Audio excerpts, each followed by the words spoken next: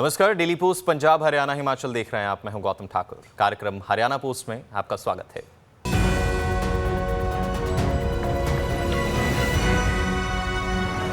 मुख्यमंत्री जनसंवाद कार्यक्रम जनता के लिए फायदे का सौदा जो है वो साबित हो रहा है, क्योंकि जनसंवाद कार्यक्रम के जरिए लोग खुद को जो है वो पेश आ रही समस्याओं को मुख्यमंत्री हरियाणा के सामने उजागर करते हैं और मुख्यमंत्री हरियाणा मनोहर लाल भी उन समस्याओं का हल कर उन्हें राहत प्रदान करते हैं। इतना ही नहीं, जनता के काम न करने वाले अधिकारियों और सरकारी बाबुओं पर एक्शन लेने में भी मुख्यमंत्री देरी नहीं करते। देखिए हरियाणा पोस्ट के तहत इस रिपोर्ट में। जनता के लिए राहत भरा संवाद, मुख्यमंत्री मनोहर लाल का जन संवाद, सीएम इन एक्शन। मुख्यमंत्री हरियाणा मनोहर लाल का एक ही मकसद है कि हरियाणा प्रदेश के जन जन को राहत पहुंचाना, और इसके लिए एक बेहतर जरिया बन चुका है मुख्यमंत्री मनोहर लाल का जन संवाद कार्यक्रम, जिसे हरियाणा के अलग अलग जिलों में आयोजित किया जाता है। और इस कार्यक्रम में पहुंचे मुख्यमंत्री मनोहर लाल न सिर्फ जनता की समस्याओं को सुनते हुए उनका हल करते हैं, बल्कि जनता जनार्दन के काम में अड़ंगा लगाने वालों की खबर लेते हुए एक्शन भी मौके पर लेते हैं। ये मानना है जनता का। इसी कारण मुख्यमंत्री मनोहर लाल के जन संवाद कार्यक्रम के दौरान लोगों का हुजूम उमड़ पड़ता है।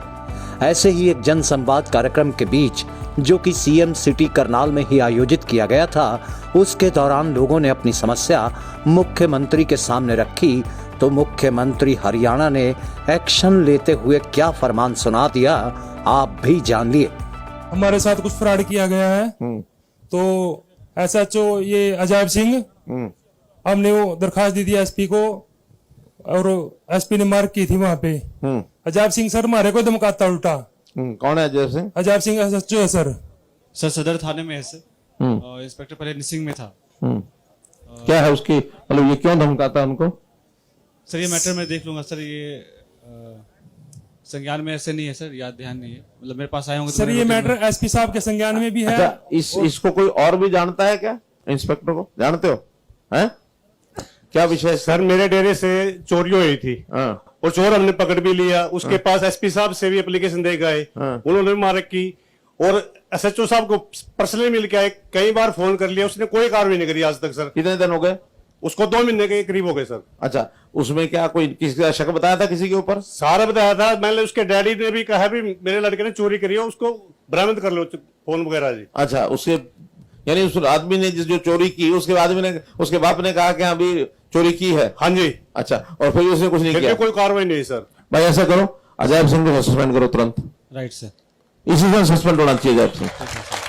मुझे 2 बातें जितनी ध्यान में आ गई, और तुरंत वहां नया आदमी लगाओ, और ये जो इतने केस बताए जाके इसकी इन्वेस्टिगेशन करो। ठीक है सर। तो देखा आपने कैसे मुख्यमंत्री ने फौरन एक्शन लेते हुए काम न करने वाले पुलिस अधिकारी को सस्पेंड करने का आदेश सुना दिया।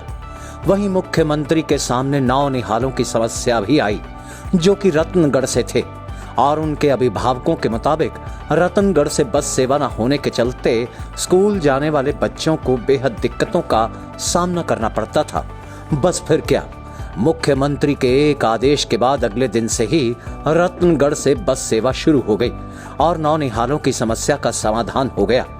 बस सेवा के शुरू होने से गांववासी व बच्चे बेहद खुश दिखाई दिए। मुख्यमंत्री ने यह भी ऐलान किया कि दूर दराज इलाकों से स्कूल पहुंचने वाले सभी विद्यार्थियों के लिए मुख्यमंत्री छात्र परिवहन सुरक्षा योजना का लाभ भी सभी बच्चों को जल्द मिलने लगेगा। रतनगढ़ से बस सेवा शुरू हुई तो नौनिहालों की खुशी का ठिकाना ही न रहा।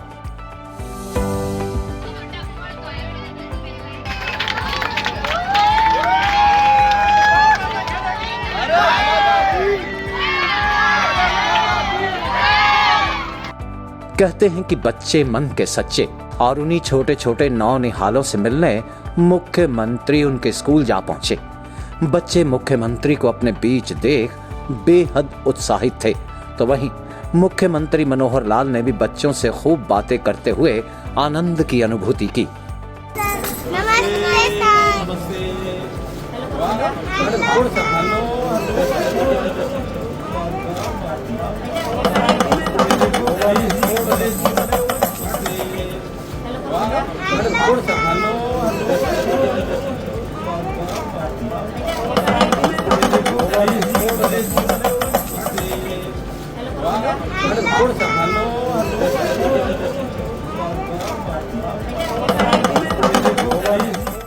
इतना ही नहीं, हरियाणा रोडवेज की बसों में सफर करने वाले यात्रियों को कोई दिक्कत तो नहीं आती, ये जानने के लिए मुख्यमंत्री हरियाणा रोडवेज की बस में सवार हो गए और यात्रा कर रहे मुसाफिरों के साथ बातचीत करते हुए उनका कुशल क्षेम जहां जाना, तो वहीं हरियाणा रोडवेज के कंडक्टर से भी बात करते हुए उनकी हौसला अफजाई की।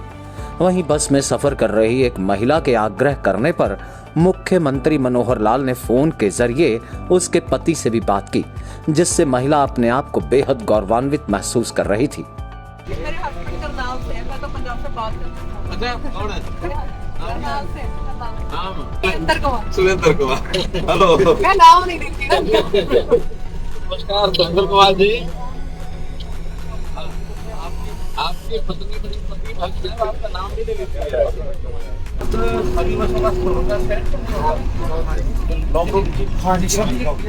ऐसा नहीं होता, वाल्वों का नहीं होता, वाल्वों का नहीं होता।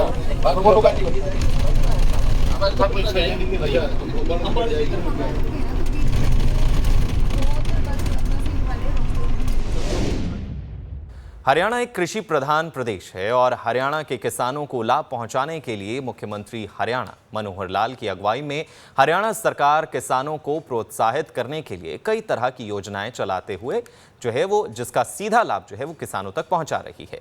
अब मुख्यमंत्री ने किसानों के लिए एक और राहत भरा ऐलान करते हुए उनके चेहरे पर मुस्कान सी बिखेर दी है।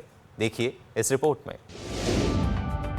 हरियाणा का किसान हो रहा खुशहाल, सरकार दे रही प्रोत्साहन राशि, जैविक व प्राकृतिक खेती वालों को भी इनाम, गन्ना किसानों के लिए राहत भरा ऐलान।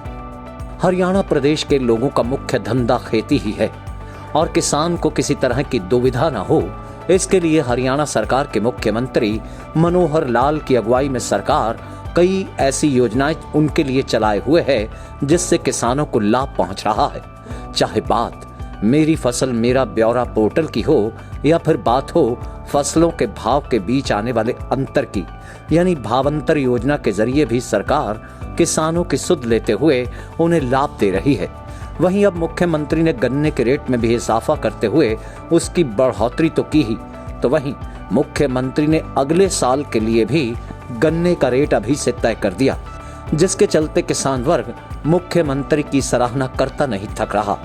हरियाणा प्रदेश के मेरे किसान भाइयों, हम सब अपनी खेती बहुत ही परिश्रम से करते हैं और उसकी उपज बाजार में बेचकर हरियाणा की आर्थिक एक प्रकार से स्थिति को मजबूत करते हैं।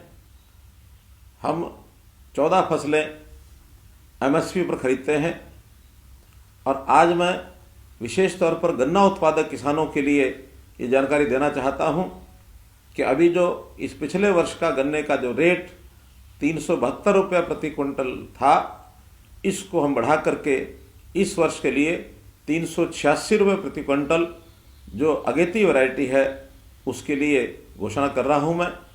और अगले वर्ष जैसा हम जानते हैं वो वर्ष जिन दिनों में गन्ने का रेट घोषित होता है उन दिनों में आचार संहिता लगी होगी, कहीं उसमें देरी न हो, इसके लिए विभाग से परामर्श करके अगले वर्ष का भी गन्ने का रेट आज ही 400 रुपया प्रति क्विंटल ये घोषित किया जाता है। मुख्यमंत्री मनोहर लाल की अगुवाई में चलने वाली हरियाणा सरकार के शासन को अब 9 साल पूरे हो चुके हैं और आज अगर हरियाणा प्रदेश की बात की जाए तो प्रदेश के अंदर जहां चहुमुखी विकास हो रहा है, तो वहीं मनोहर सरकार की नीतियों और नीयत के चलते चलाई जा रही आज कई तरह की योजनाएं गरीब वर्ग के लोगों को लाभान्वित कर रही हैं। बात शिक्षा की हो या स्वास्थ्य की या फिर बात हो किसानों को प्रोत्साहित करने की, तो मनोहर सरकार ने हर संभव प्रयास करते हुए हर वर्ग के लोगों को लाभान्वित किया है। देखिए इस रिपोर्ट में। मनोहर सरकार के 9 साल सुशासन के लिहाज से बेमिसाल। प्रदेश में डबल इंजन की सरकार, कई कल्याणकारी योजनाएं भी चल रही। योजनाओं के तहत गरीब पा रहे लाभ। शिक्षा के क्षेत्र में उठाए गए सराहनीय कदम। स्वास्थ्य सुविधाओं के जरिए लोग लाभान्वित, निरोगी हरियाणा योजना का पहुंच रहा लाभ, शिक्षा के स्तर को भी सरकार उठा रही ऊंचा। हरियाणा के धाकड़ मुख्यमंत्री मनोहर लाल की अगुवाई में चल रही धाकड़ हरियाणा सरकार के शासन को 9 साल पूरे हो चुके हैं और इन 9 सालों के अंदर प्रदेश के बीच डबल इंजन की सरकार के तौर पर काम करते हुए मुख्यमंत्री मनोहर लाल की अगुवाई में चल रही हरियाणा सरकार ने बेहतरीन काम कर जहां प्रदेश की तस्वीर बदल दी, तो वहीं प्रदेश की जनता के लिए कई कल्याणकारी योजनाओं को धरातल पर उतार उन्हें लाभ पहुंचाने का ऐसा काम किया जिसका सिलसिला निरंतर जारी है।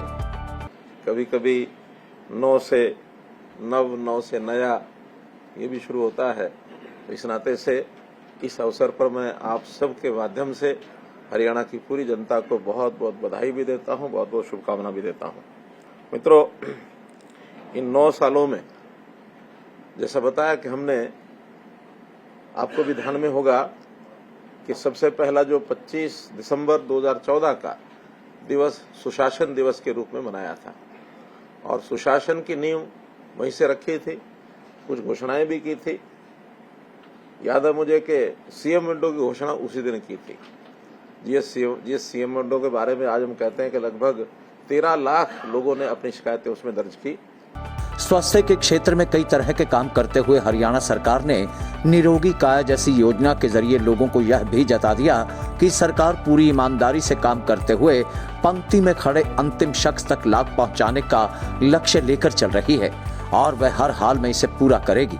9 वर्ष के 9 ऐसे काम या बाकी सारे कामों को इसमें बांटते हुए 9 कौन से काम हो सकते हैं, डिटेलिंग बाद में करूंगा। मैं उसकी 9 हेडिंग पढ़ता हूं।